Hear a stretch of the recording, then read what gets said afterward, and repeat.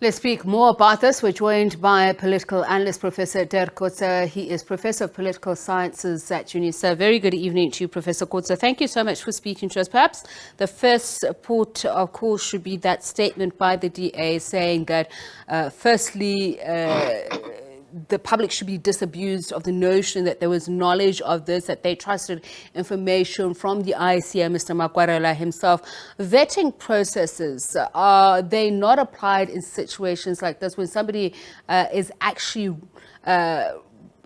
in contention, should I say, for such a high position as mayor of a very important capital city?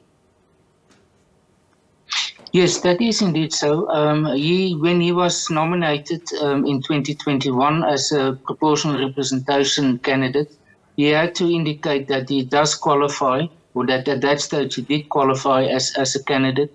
That had to be verified by the IEC. And any member of the public could have objected to it if there was knowledge that he was not meeting all the requirements as a candidate. So clearly these systems or these procedures didn't work, that it didn't identify the fact that he was not qualifying as a candidate. So the fact that it only appears now is obviously therefore a reflection on the fact that the processes at the time of the election were not completely watertight. There's some who are suggesting that they knew he was sequestrated in 2016 when they appointed him as Speaker of Council in 2021, but because it favored them, they kept quiet. What are your thoughts on this? Well, that is something which, if that is true, then obviously it's a bad reflection on those who did know about this. And it is then also something which has to be avoided in future. Our electoral systems, whether it's at national level or local or provincial level, should be able to make these type of situations impossible to occur ultimately. Now that it has been revealed, it will obviously be a reflection on him, because if that is all correct, then it means that he misrepresented himself as a candidate at the time of the election in 2021. So he backed what was understood to be the previous multi-party arrangement for him to reach this point. The DA had expressed surprise, saying that it knew that its candidate actually had the numbers to be voted in as a mayor. There's 14 days to now fill this vacancy.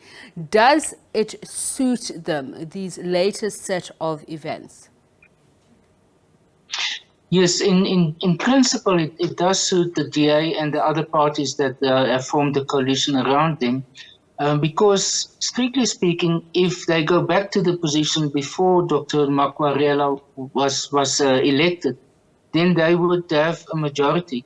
What we've now learned in the meantime is that most possibly some of the 6 or 7 members that provided the majority for him when he was elected as mayor came from either the DA or Action SA or both of these parties. And that is what they now try to identify who they were. If that is successful and from their side, and also now in the case of COPE, the fact is that the party must now nominate a new representative for proportional representative for the council, then the DA-led coalition might have a majority again.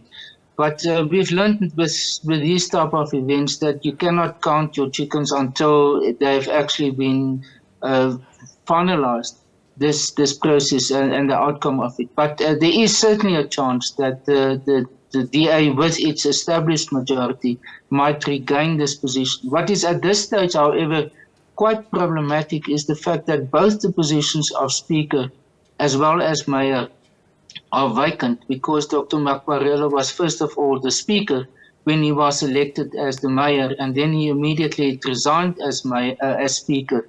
And that position hasn't been filled yet. And there's now a difference of opinion about who must take the lead in order to establish or to fill these positions. Is it the city manager, or is it an acting Speaker?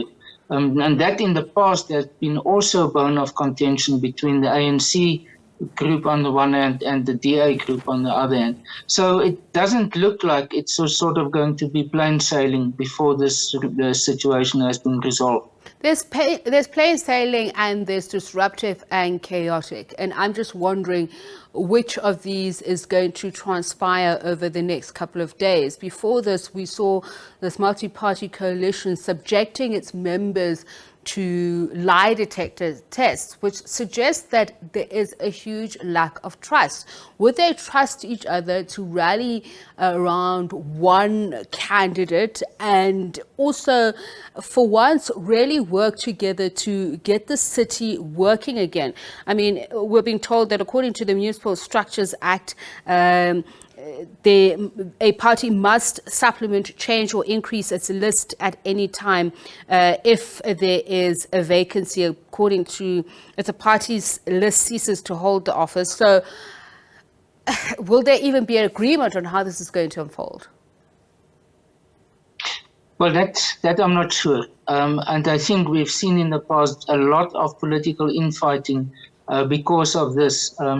And also, as I've said, differences of opinion of who must take the lead, who must call the meetings, what will be the procedural aspects of it, because in the past it went to court actually, and some of these meetings have been set aside by court because they were not procedurally correct.